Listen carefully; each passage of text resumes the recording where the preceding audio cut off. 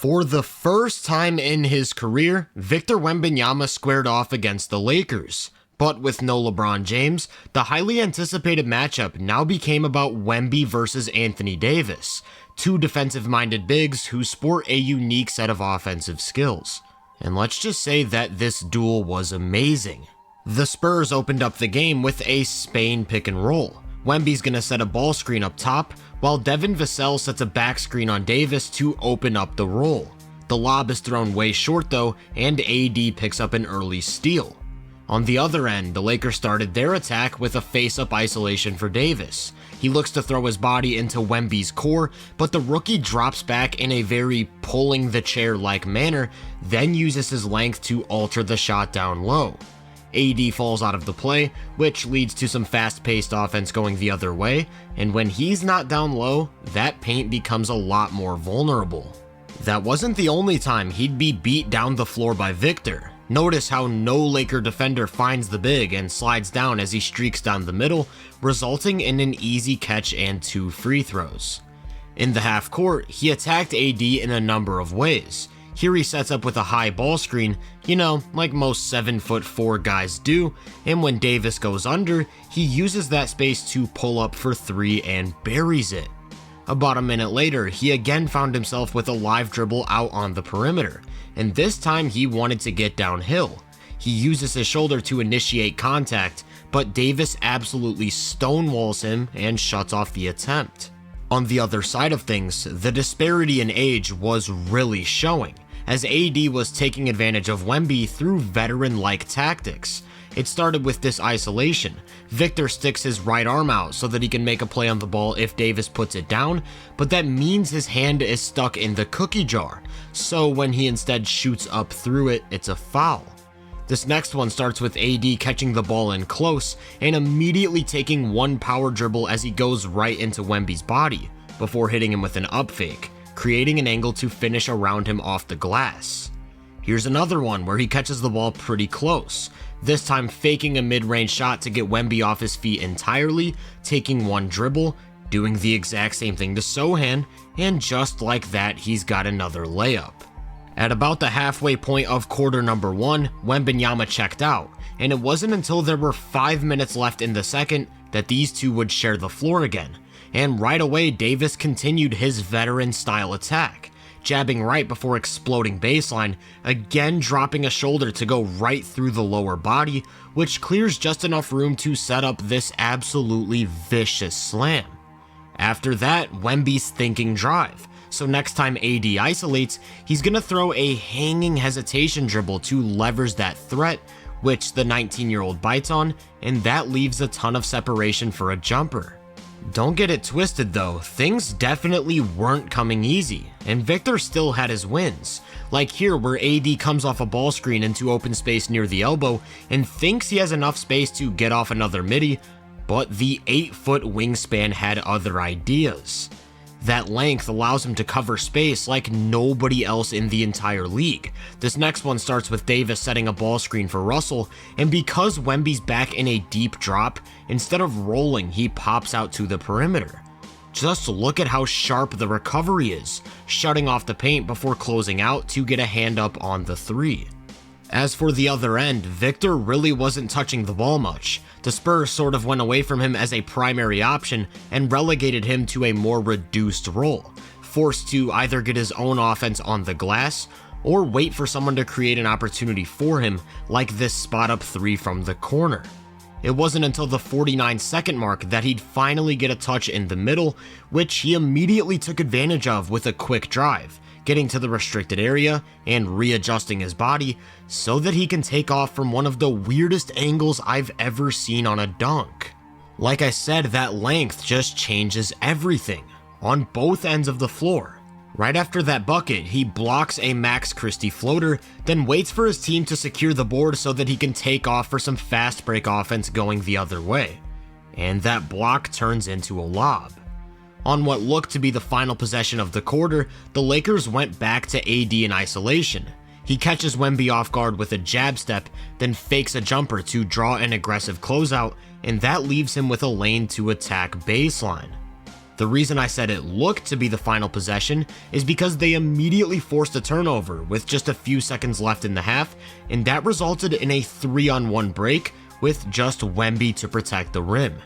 Davis decides to test that rim protection, and Victor's got his 4th block in just 2 quarters of play.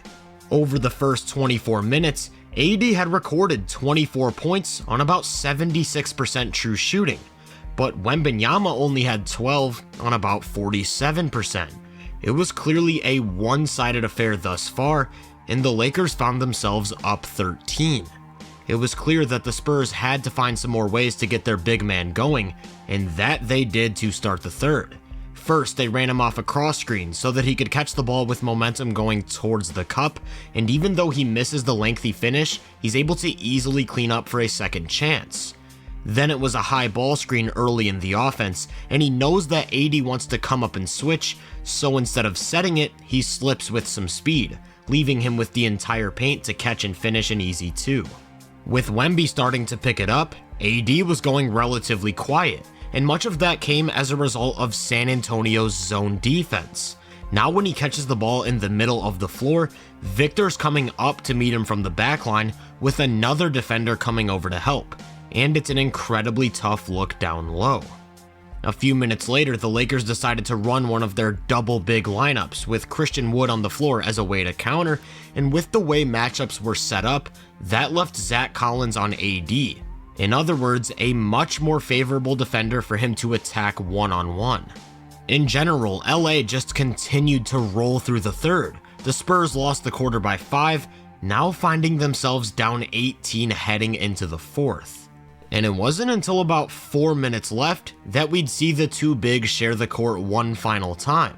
Almost immediately, Wemby runs the floor in semi-transition, and notice how AD steps up to stop the ball, leaving the paint completely unattended as he catches and finishes through contact for a chance at 3. The Lakers then came down and set up an open side isolation for Davis, and Wemby makes an effort to keep his hands active, constantly tracking the ball, but again gets caught in the cookie jar as he picks up a shooting foul. Now it was San Antonio's turn. Because the Lakers have two bigs on the floor, they're comfortable giving up an easy switch against the ball screen. But the problem there is that Christian Wood is not Anthony Davis, so when Wembanyama isolates, he has no trouble getting by his hip and drawing 2 free throws of his own. On the other end, LA went back to the exact same setup, except this time instead of leaving Victor one-on-one, they're gonna send over a defender from the weak side to double.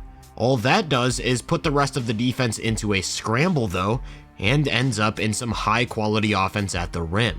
Those AD isolations were just torching the Spurs. After doubling and not finding good results, they go back to single coverage, and Davis just patiently waits for his chance to strike, rising up over the top of that length for an elbow J. Wemby was not going out without a fight though. Down 8 with about a minute and a half left, he hits a huge 3 to keep the game alive.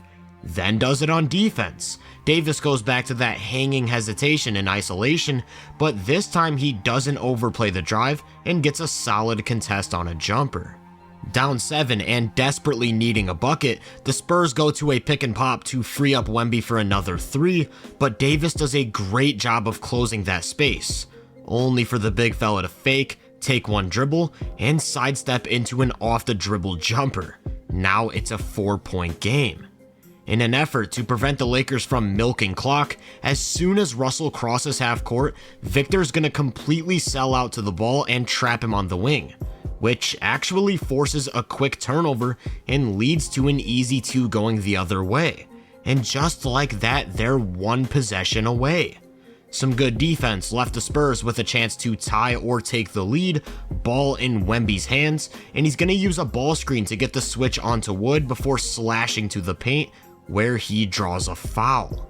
Unfortunately, he only made 1 of 2, meaning that they were forced to foul Davis on the next play, and it all came down to this right here. 15 seconds left, 3-point game, and the 19-year-old's got a chance to extend it. He creates an awesome look for himself, but kicks his outside leg forward in hopes that he could get some free throws, which the refs catch and rightfully call an offensive foul. In the fourth quarter, Victor had 14 points, 4 rebounds, and 2 blocks on an absurd 113% true shooting, and they were a plus 16 in his minutes, but it wasn't enough. Over the entire game, he finished with 30, 13 boards, 3 steals, and 6 blocks on 62%, just completely filling up the stat sheet. Davis had himself a night as well, putting up 37 and 10 with 4 steals on 65%. What's more interesting to me though is the individual matchup data. Wemby defended AD for 37 possessions, and in that time he scored 24 points, turned it over once, and shot 69% true shooting. AD defended Wemby for 31 possessions, and he scored 16, didn't turn it over, and shot about 67%. So statistically, they pretty much broke even. Despite some awesome defensive possessions, they both torched each other offensively. And I think a 19-year-old doing that to one of this generation's greatest defensive players made it very clear just how ridiculously high his potential actually is. If you enjoyed this breakdown, make sure to drop a like, subscribe, and turn my post notifications on to be first on more content. If you're interested in my more in-depth research, make sure to check out my website and social media profiles. You can find those links in the description. Feel free to let me know down in the comments what you thought of this matchup. As always, I hope you all have a great day, and I'll catch you guys in the next one.